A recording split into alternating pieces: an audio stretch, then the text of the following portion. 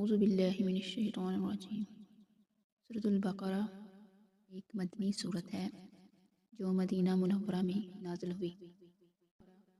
سورۃ البقرہ کی فضیلت میں بہت سی احادیث ہیں، چند ایک درج ذیل ہیں۔ یہ سیدنا ابو ہریرہ رضی اللہ تعالی عنہ سے روایت ہے کہ رسول اللہ صلی اللہ علیہ وآلہ وسلم نے فرمایا، اپنے گھروں کو قبرستان نہ بناؤ، بے شک شیطان اس گھر سے نکل جاتا ہے جس گھر میں سورۃ البقرہ پڑھی جاتی ہے۔ اس کے علاوہ احادیث میں سورۃ البقرہ کے متعلق کئی اور احادیث ہیں، جیسا کہ سیدنا سہل بن سعد رضی اللہ تعالی عنہ بیان کرتے ہیں کہ رسول اللہ صلی اللہ علیہ وسلم نے فرمایا، ہر چیز کا ایک کوہان ہوتا ہے اور قرآن کا کوہان سورۃ البقرہ ہے۔ شیطان جب سورۃ البقرہ کی آواز سنتا ہے تو اس گھر سے نکل جاتا ہے جس گھر میں سورۃ البقرہ کی تلاوت کی جا رہی ہو۔ صحیح احادیث میں یہ حدیث آتی ہے۔ سیدنا سعید بن حضیر رضی اللہ تعالیٰ عنہ سے روایت ہے کہ رات کو وہ سورۃ البقرہ کی تلاوت کر رہے تھے کہ ان کا گورا جو پاس ہی بندھا ہوا تھا اس نے بدکنا شروع کر دیا۔ وہ خاموش ہو گئے تو گورا بھی پرسکون ہو گیا۔ انہوں نے پھر تلاوت شروع کی تو گورے نے پھرنا شروع کر دیا، تو انہوں نے تلاوت ختم کر دی کیونکہ ان کا بیٹا یحییٰ قریب ہی سو رہا تھا اور انہیں خدشہ لاحق ہوا کہ گورا اسے نقصان نہ پہنچا دے۔ جب بچے کو اٹھا لیا تو آسمان کی طرف دیکھا، فرماتے ہیں میرے سر کے اوپر بادل سا تھا، اس میں کندلیں تھیں اور وہ فضا میں اوپر جا رہا تھا، یہاں تک کہ میری نظروں سے اوجھل ہو گیا۔ صبح ہوئی تو انہوں نے نبی کریم صلی اللہ علیہ وسلم سے یہ واقعہ بیان کیا۔ رسول اللہ صلی اللہ علیہ وسلم نے فرمایا، اے ابن حضیر آپ پڑھتے رہتے، اے ابن حضیر آپ پڑھتے رہتے تو بہتر تھا۔ عرض کی اے اللہ کے رسول، میں اس سے ڈر گیا کہ کہیں گورا میرے بیٹے یحییٰ کو نقصان نہ پہنچا دے جو قریب ہی لیٹا ہوا تھا۔ میں نے سر اوپر اٹھایا اور پھر بچے کے پاس آ گیا۔ پھر میں نے آسمان کی طرف دیکھا تو کیا دیکھتا ہوں کہ سائبان کی طرح ایک چیز ہے، اس میں چراغوں کے مانند کوئی شے ہے، کوئی چیز ہے۔ پھر جب میں دوبارہ باہر آیا تو میں نے اسے نہیں دیکھا۔ صلی اللہ علیہ وسلم نے فرمایا، آپ جانتے ہیں یہ کیا چیز تھی؟ عرض کی جی نہیں۔ فرمایا یہ تو فرشتے تھے جو آپ کی تلاوت سننے کے لیے آئے تھے، اگر آپ پڑھتے رہتے تو لوگ بھی صبح کے وقت نہیں دیکھتے اور وہ لوگوں سے چھپتے نہیں۔ یہ صحیح بخاری کی حدیث ہے، کتاب الفضائل القرآن کی۔ عبد الرحمن بن یزید بیان کرتے ہیں کہ انہوں نے سیدنا عبداللہ بن مسعود کے ساتھ حج کیا۔ اس نے انہیں دیکھا کہ انہوں نے جمرہ کبریٰ کی 7 کنکریوں کے ساتھ رمی کی تو بیت اللہ ان کے بائیں ہاتھ اور منع دائیں ہاتھ تھا۔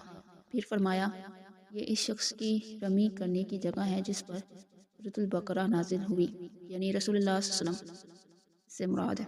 یہ صحیح بخاری کی حدیث ہے۔ سیدنا عباس بیان کرتے ہیں کہ رسول اللہ صلی اللہ علیہ وسلم نے غزوہ حنین کے دن جب صحابہ کرام رضی اللہ تعالی عنہم میں کچھ سستی دیکھی تو آپ نے مجھے حکم دیا، اے عباس اعلان کرو، اے اصحاب سمرہ، یعنی اے اکر کے درخت کے نیچے بیعت رضوان کرنے والو، اے اصحاب سورۃ البقرہ۔ عروہ بیان کرتے ہیں کہ یمامہ کے دن جب مسلمہ کذاب کے ساتھیوں سے جنگ ہوئی تو صحابہ کرام ایک دوسرے کو یا اصحاب سورۃ البقرہ کہہ کر پکارنے لگے۔ سیدنا عائشہ صدیقہ بیان کرتی ہیں کہ سورۃ البقرہ اور سورۃ النساء اس زمانے میں نازل ہوئی جب میں رسول اللہ صلی اللہ علیہ وسلم کے پاس تھی۔ صحیح حدیث میں آتا ہے، صحیح بخاری کی حدیث میں۔ سیدنا ابو امامہ بیان کرتے ہیں کہ رسول اللہ صلی اللہ علیہ وسلم نے فرمایا، 2 جگمگانے والی صورتیں یعنی سورۃ البقرہ اور آل عمران پڑھا کرو، کیونکہ وہ دونوں قیامت والے دن اس طرح آئیں گی گویا وہ 2 بادل ہوں یا 2 سائبان یا صف باندھے ہوئے پرندوں کی 2 ٹوکریاں ہوں۔ وہ اپنے اصحاب کی طرف سے ہجت پیش کریں گی، سورۃ البقرہ پڑھا کرو اس لیے کہ اس کا حاصل کرنا برکت ہے اور اس کا چھوڑ دینا باعث حسرت ہے، اور یہ ایسی صورت ہے کہ جادوگر اس کا مقابلہ نہیں کر سکتے۔ صحیح مسلم کی حدیث ہے۔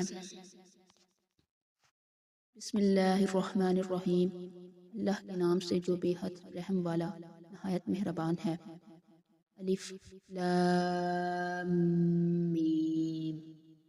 بعض صورتوں کے شروع میں جو حروف آئے ہیں انہیں حروف مقطعات کہا جاتا ہے کیونکہ یہ الگ الگ کر کے پڑھے جاتے ہیں۔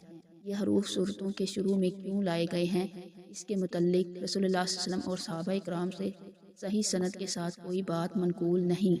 یہ حروف بھی قرآن مجید کا حصہ ہیں، ان کی تلاوت پر بھی وہی ثواب ملتا ہے جو باقی قرآن مجید کی تلاوت پر ملتا ہے۔ جیسے کہ سیدنا عبداللہ بن مسعود بیان کرتے ہیں کہ رسول اللہ صلی اللہ علیہ وسلم نے فرمایا، جو شخص اللہ کی کتاب میں سے ایک حرف پڑھے تو اس کے لیے ایک نیکی لکھی جاتی ہے اور ہر نیکی کا اجر اس کا 10 گنا ہوتا ہے۔ میں یہ نہیں کہتی کہ الف لام میم ایک حرف ہے، بلکہ الف ایک حرف ہے، لام ایک حرف ہے، میم ایک حرف ہے۔ ذالک الکتاب لا ریب فیہ ھدی للمتقین، یہ کتاب اس میں کوئی شک نہیں، بچنے والوں کے لیے سراسر ہدایت ہے۔ ذالک الکتاب لا ریب فیہ، قرآن مجید کے آغاز میں نہایت جزم سے یہ اعلان کیا جا رہا ہے کہ یہ اللہ تبارک و تعالیٰ کی کتاب ہے، اللہ کریم کا کلام ہے، اس کے کلام الہی ہونے میں کوئی شک و شبہ نہیں۔ اس امر کی وضاحت قرآن مجید میں متعدد مقامات پر ملتی ہے کہ بہت سی جگہوں پہ ملتا ہے اس کے متعلق بہت سی باتیں، جیسے کہ قرآن مجید میں ایک جگہ ہے سورۃ السجدہ کی 2 نمبر آیت، تنزیل الکتاب لا ریب فیہ رب العالمین، اس کتاب کا نازل کرنا جس میں کوئی شک نہیں جہانوں کے رب کی طرف سے ہے۔ اور سورۃ یونس کی آیت نمبر 37 میں اللہ تبارک و تعالیٰ فرماتے ہیں کہ اور یہ قرآن ہرگز ایسا نہیں کہ اللہ کے غیر سے گڑھ لیا جائے، اور لیکن اس کی تصدیق ہے جو اس سے پہلے ہے اور رب العالمین کی طرف سے کتاب کی تفصیل ہے جس میں کوئی شک نہیں۔ ھدی للمتقین، ہدایت کا ایک معنی راستہ دکھانا ہے، اس لحاظ سے تو قرآن مجید تمام لوگوں کے لیے ہدایت ہے۔ دوسرا معنی ہے کہ منزل تک پہنچا دینا ہے، اس لحاظ سے یہ صرف متقین پرہیزگاروں کے لیے ہدایت ہے۔ سورۃ آل عمران کی 137 آیت میں اللہ تبارک و تعالیٰ فرماتے ہیں، یہ لوگوں کے لیے ایک وضاحت ہے اور بچنے والوں کے لیے ہدایت اور نصیحت ہے۔ سورۃ الحامیم سجدہ 48 نمبر آیت میں اللہ تبارک و تعالیٰ فرماتے ہیں، کہہ دیجئے یہ ان لوگوں کے لیے جو ایمان لائے ہدایت اور شفا ہے، اور وہ لوگ جو ایمان نہیں لاتے ان کے کانوں میں بوجھ ہے اور یہ ان کے حق میں اندھا ہونے کا باعث ہے۔ یہ وہ لوگ ہیں جنہیں بہت دور جگہ سے آواز دی جاتی ہے۔ سورۃ یونس کی 57 نمبر آیت میں اللہ تبارک و تعالیٰ فرماتے ہیں، اے لوگو بے شک تمہارے پاس تمہارے رب کی طرف سے عظیم نصیحت اور سراسر شفاء جو سینوں میں ہے، اور ایمان والوں کے لیے سراسر ہدایت اور رحمت ہے۔ متقین کی تفسیر میں آتا ہے کہ اللہ تبارک و تعالیٰ سے ڈرنے والا یعنی متقی وہ شخص ہے جو نہ صرف حرام چیزوں کو چھوڑ دے بلکہ ان چیزوں کو بھی چھوڑ دے جن کا حرام ہونا یقینی نہیں بلکہ مشکوک ہو۔ جب تک کوئی شخص شک و شبہ والی چیزوں کو نہیں چھوڑتا متقی نہیں کہلا سکتا، اور نہ وہ اپنا دین محفوظ رکھ کر نجات حاصل کر سکتا ہے۔ جیسا کہ سیدنا نعمان بن بشیر بیان کرتے ہیں کہ میں نے رسول اللہ صلی اللہ علیہ وسلم کو فرماتے ہوئے سنا، حلال واضح ہے، حرام واضح ہے، اور ان دونوں کے درمیان شبہ والی چیزیں ہیں جن کو اکثر لوگ نہیں جانتے۔ تو جس نے اپنے آپ کو شبہ والی چیزوں سے بچا لیا اس نے اپنے دین اور اپنی آبرو کو بچا لیا، اور جو مشکوک چیزوں میں جا پڑا وہ اس چرواہے کی مثل ہے جو شاہی چرواہے کے گرد اپنے مویشی کو چرائے، تو قریب ہے کہ وہ شاہی چراگاہ میں اپنے مویشی داخل کر دے۔ خبردار، ہر بادشاہ کی ایک چراگاہ ہوتی ہے اور اللہ کی چراگاہ اس کی حرام کردہ چیزیں ہیں۔ یہ بخاری کے حدیث ہے، کتاب الایمان میں سے لی گئی ہے۔ الذین یؤمنون بالغیب ویقیمون الصلاۃ ومما رزقناہم ینفقون، وہ لوگ جو غیب پر ایمان لاتے ہیں اور نماز قائم کرتے اور اس میں سے جو ہم نے انہیں دیا ہے خرچ کرتے ہیں۔ الذین، وہ لوگ یؤمنون وہ ایمان لاتے ہیں، بالغیب غیب کے ساتھ، ویقیمون الصلاۃ اور نماز قائم کرتے ہیں، ومما اور اس چیز کے جو رزقناہم ہم نے ان کو دیا ہے رزق، ینفقون وہ خرچ کرتے ہیں اللہ کی راہ میں۔ الذین یؤمنون بالغیب کی تفسیر میں آتا ہے کہ ایمان بالغیب سے مراد یہ ہے کہ انسان ایسی چیزوں پر ایمان لائے جو پوشیدہ ہیں، نظروں سے اوجھل ہیں، جیسے جنت اور دوزخ وغیرہ۔ حدیث جبرائیل میں ایمان کی تعریف یہ کی گئی ہے حدیث جبرائیل میں ایمان کی تعریف یہ کی گئی ہے کہ آدمی اللہ تبارک و تعالیٰ پر، اس کے فرشتوں پر، اس کے رسولوں پر، اس کی کتابوں پر، یوم آخرت پر اور اچھی اور بری تقدیر پر ایمان لائے۔ یہ سب چیزیں غیب میں شامل ہیں، ان تمام چیزوں پر بغیر دیکھے ایمان لانا ضروری ہے۔ جیسا کہ سورۃ المائدہ کی 94 آیت میں اللہ تبارک و تعالیٰ فرماتے ہیں، اے لوگو جو ایمان لائے ہو، یقیناً اللہ تمہیں شکار میں سے کسی چیز کے ساتھ ضرور آزمائے گا جس پر تمہارے ہاتھ اور نیزے پہنچتے ہوں گے، تاکہ اللہ جان لے کون اس سے بن دیکھے ڈرتا ہے، پھر جو اس کے بعد حد سے بڑھے تو اس کے لیے دردناک عذاب ہے۔ سورۃ الانبیاء کی 48 نمبر آیت میں اللہ تبارک و تعالیٰ فرماتے ہیں، اور بلاشبہ یقیناً ہم نے موسیٰ اور ہارون کو خوب فرق کر دینے والی چیز اور روشنی اور نصیحت عطا کی ان متقی لوگوں کے لیے جو بن دیکھے اپنے رب سے ڈرتے ہیں اور وہ قیامت سے ڈرنے والے ہیں۔ اسی طرح سورۃ الحدید میں آیا ہے کہ اور ہم نے لوہا اتارا جس میں سخت لڑائی کا سامان ہے اور لوگوں کے لیے بہت سے فائدے ہیں، اور تاکہ اللہ تبارک و تعالیٰ جان لے کہ کون دیکھے بغیر اس کی اور اس کے رسولوں کی مدد کرتا ہے، یقیناً اللہ بڑی قوت والا سب پر غالب ہے۔ اسی طرح ایک اور صورت میں سورۃ المریم میں اللہ تبارک و تعالیٰ فرماتے ہیں، مگر جس نے توبہ کی اور ایمان لایا اور نیک عمل کیے تو یہ لوگ جنت میں داخل ہوں گے اور ان پر کچھ ظلم نہ کیا جائے گا۔ ہمیشگی کے باغات میں جن کا رحمان نے اپنے بندوں سے ان کے بن دیکھے وعدہ کیا ہے، بلا شبہ حقیقت یہ ہے کہ اس کا وعدہ ہمیشہ سے پورا ہو کر رہنے والا ہے۔ ایک صحابی بیان کرتے ہیں کہ میں نے ابو جمعہ سے کہا کہ ہمیں کوئی ایسی حدیث بیان کریں جسے آپ نے رسول اللہ صلی اللہ علیہ وسلم سے سنا ہو، تو انہوں نے کہا ہاں، میں تمہیں ایک بہت اچھی حدیث سناتا ہوں۔ ہم نے رسول اللہ صلی اللہ علیہ وسلم کے ساتھ دوپہر کا کھانا کھایا، ابو عبیدہ بن جراح بھی ہمارے ساتھ تھے۔ انہوں نے عرض کیا، اللہ کے رسول، کیا ہم سے بھی کوئی بہتر ہو سکتا ہے؟ اس کے باوجود کہ ہم آپ پر ایمان لائے اور ہم نے آپ کے ساتھ مل کر جہاد بھی کیا ہے۔ فرمایا ہاں، وہ لوگ جو تمہارے بعد ہوں گے اور مجھ پر ایمان رکھتے ہوں گے حالانکہ انہوں نے مجھے دیکھا نہیں ہوگا، وہ سب سے بہتر ہوں گے۔ وَيُقِيمُونَ الصَّلَاةَ تفسیر میں آتا ہے کہ متقین یعنی اللہ سے ڈرنے والوں کی دوسری نشانی نماز قائم کرنا ہے۔ نماز قائم کرنے سے مراد رسول اللہ صلی اللہ علیہ وسلم کی طرح نماز ادا کرنا ہے، یعنی متقی لوگ جب نماز ادا کرتے ہیں تو اس کے تمام ارکان و شروط کا پورا خیال رکھتے ہیں، اسے خشوع و خضوع اور حضور قلب کے ساتھ ادا کرتے ہیں۔ یہ دراصل اللہ سے محبت اور اس پر سچے ایمان کا امتحان ہے۔ اللہ تبارک و تعالیٰ آزمانا چاہتا ہے کون بن دیکھے سے مانتا ہے اور کون نہیں۔ خشوع و خضوع کے ساتھ نماز پر دوام بھی نہایت لازم ہے، یعنی کہ آپ نماز کو ادا کریں تو آپ کی پوری توجہ نماز کے اندر ہو اور دنیا کی تمام باتوں سے آپ بالکل غافل ہوں۔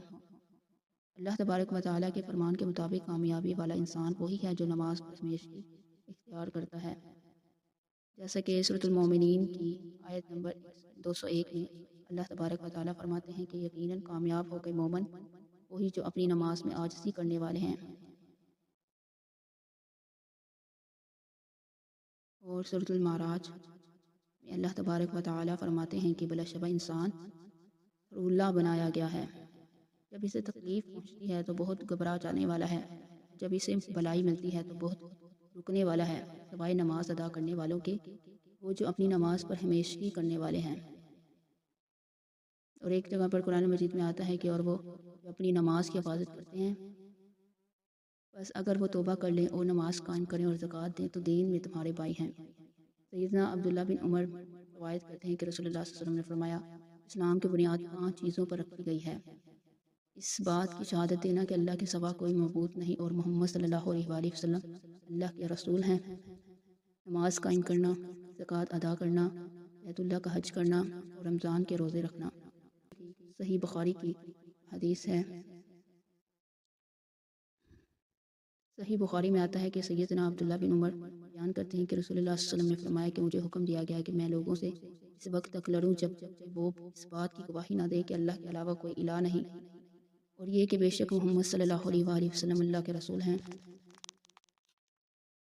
اور نماز قائم کریں اور زکوٰۃ ادا کریں۔ پھر جب وہ ایسا کریں تو انہوں نے مجھ سے اپنے خون اور اموال کو بچا لیا، یعنی مال و دولت کو، سوائے اسلام کے حق میں، اور ان کا حساب اللہ کے ذمہ ہوگا۔